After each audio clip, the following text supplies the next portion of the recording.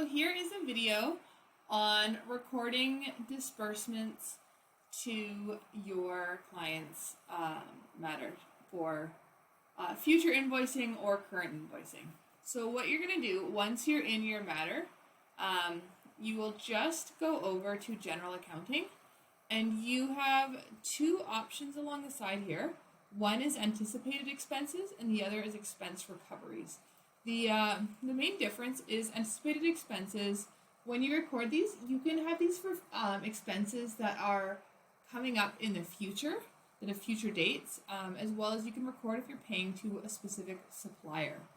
I'm just showing you this really quickly. This is a video for expense recoveries specifically. I'm just showing you that it exists. I can do another video on that, but just wanted to show it so you know which one to choose to show the difference. The other difference is anticipated expenses. You can record when it's paid, and then when it's billed separately. Whereas expense recoveries is for when you've basically already paid the expense and you want to be able to record it for your general ledger or to be able to invoice a client. So it's just under general accounting expense recoveries, and you can hit this new expense recovery button. If you want to create a custom recovery code for that, you can do that under settings. Otherwise, Leap by default has ones like copies, courier, e-filing, filing fees. In this case, you would probably choose, I don't know if this is a Leap default one or if this is one I created, but it's Leap filing fees. You can select it and then it'll say filing fees for, and then you can put in what the filing fees are for. Yeah, this is one that I created because I pre-programmed the filing fees amount into it. But you would type, however much it is, $100, whether or not that 100 is flat or if it includes tax. In this case, I've set it to tax exempt, which I believe most filing fees are, but you can also go through and select your tax code if you need to. You will record the date that it was on, and then you can choose whether it's billable next invoice, billable on a later invoice, like if you wanted to bill all the disbursements at the end or something, or not billable. The one, case where you might choose not billable is if you are quoting a flat fee that includes all disbursements because you've already calculated those.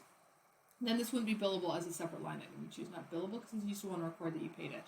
But for next invoice, you just choose billable next invoice, save and close, and then now we have this showing up under expense recoveries.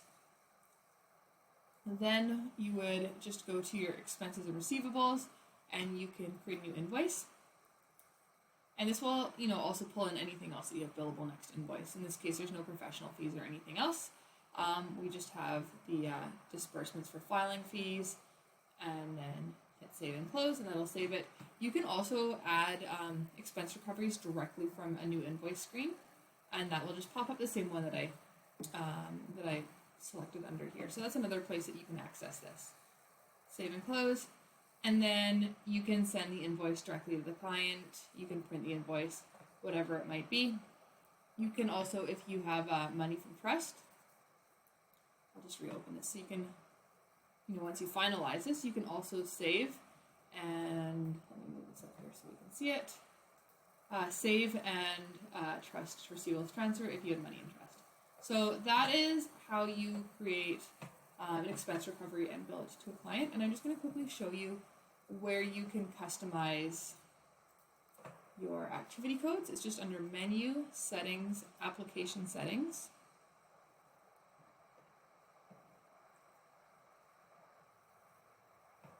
And then accounting, and we have our expense recoveries. You can also create custom codes for time and fees.